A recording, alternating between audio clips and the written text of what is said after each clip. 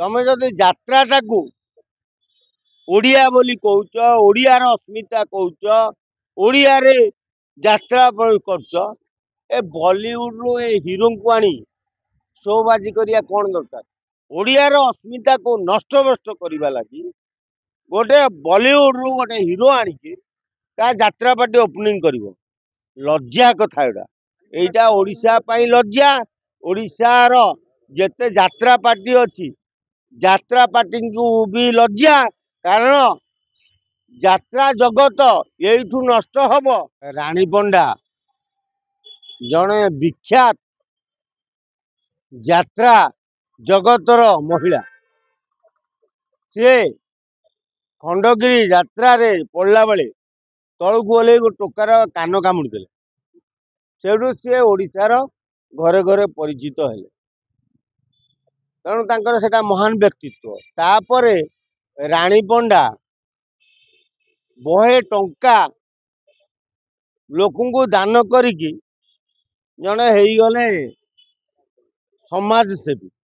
କିଏ କୋଉଠି ମଲା, କିଏ କୋଉଠି ଧର୍ଷଣ ହେଲା, କିଏ କୋଉଠି କଣ ହେଲା, ରାଣୀ ପଣ୍ଡା ଟଙ୍କା ବାଣ୍ଟିଲେ। ତାପରେ ରାଣୀ ପଣ୍ଡା ଗୋଟେ ଯାତ୍ରା ମାଲିକିଆଣୀ ହବା ଲାଗି ଚିନ୍ତା କଲେ, ଗୋଟେ ଯାତ୍ରା ମାଲିକିଆଣୀ ହେଲେ। କିନ୍ତୁ ରାଣୀ ପଣ୍ଡା ବୁଝିବା ଦରକାର ଯେ ଓଡ଼ିଶାରେ ବହୁ ଅଭିନେତା ଅଛନ୍ତି, ବହୁ ରାଜନେତା ବି ଅଛନ୍ତି। ତମେ ଯଦି ଯାତ୍ରାଟାକୁ ଓଡ଼ିଆ ବୋଲି କହୁଛ, ଓଡ଼ିଆର अस्मिता କହୁଛ, ଓଡ଼ିଆରେ ଯାତ୍ରା କରୁଛ, ଏ ବଲିଉଡରୁ ଏ ହିରୋଙ୍କୁ ଆଣି ଶୋବାଜି କରିବା କଣ ଦରକାର? ତା ମାନେ ତମେ ଜଣେ ତମ ବେପାର କୋଉଠି ଲାଗିବ, କୋଉଠି ଦି ପଇସା ରୋଜଗାର ହବ, ତମେ ଗାଁ ଗଣ୍ଡାରେ ଲୋକଙ୍କୁ ବାଣ୍ଟିବ, ତମର ସେଇ ଚକ୍କର। ତେଣୁ ତମେ ଓଡ଼ିଆ अस्मिताକୁ ଭୁଲି ଯାଇଛ। ଓଡ଼ିଶାରେ ହିରୋ ନାହାନ୍ତି, ଓଡ଼ିଶାରେ କଳାକାର ନାହାନ୍ତି। ତେଣୁ ତାଙ୍କୁ ନ ନେଇ ତମେ ଗୋଟେ ବଲିଉଡ ରୁ ଆଣିକି ଯୋଉ ଶୋବାଜି କରୁଛ, ଓପନିଂ କରୁଛ, ତା ମାନେ କଣ?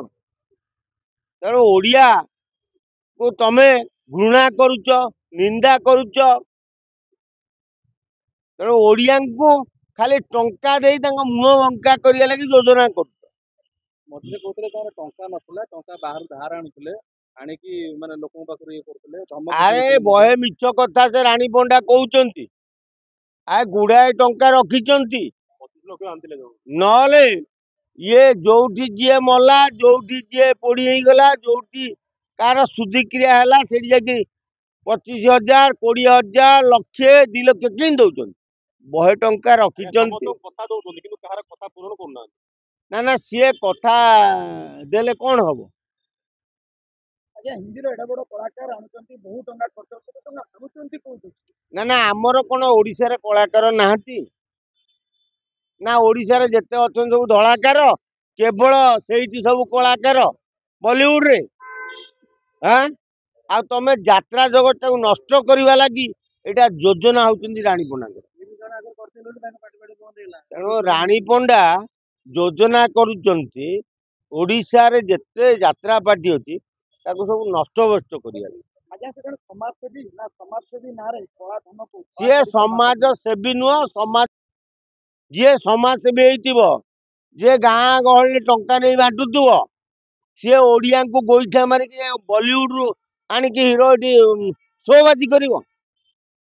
ଏପଟରେ କହୁଛନ୍ତି କି କଳାକାରକୁ ପେମେଣ୍ଟ ଦେଇପାରିବେ ନା, କଳାକାର ଯିଏ ପଳେଇଯିବା କଥା ପଳେଇବେ, କିନ୍ତୁ ଏଠି ଏତେ ଟଙ୍କା ଖର୍ଚ୍ଚ କରୁଛନ୍ତି କି ଆରେ କଳାକାରଙ୍କୁ ସିଏ ଟଙ୍କା ଦେଇପାରିବେନି, ସେଟା ମିଛ କଥା। ସିଏ ଗୋଟେ ଶୋବାଜି କରୁଛନ୍ତି, ଗୁଡାଏ ଟଙ୍କା ରଖିଛନ୍ତି, କାଳେ ଭିଜିଲାନ୍ସ ମାଡ଼ି ବସିବ ତାଙ୍କୁ, ସେଥିପାଇଁ ସେ କହୁଛନ୍ତି ମୁଁ କଳାକାରଙ୍କୁ ଟଙ୍କା ଦେଇପାରିବି।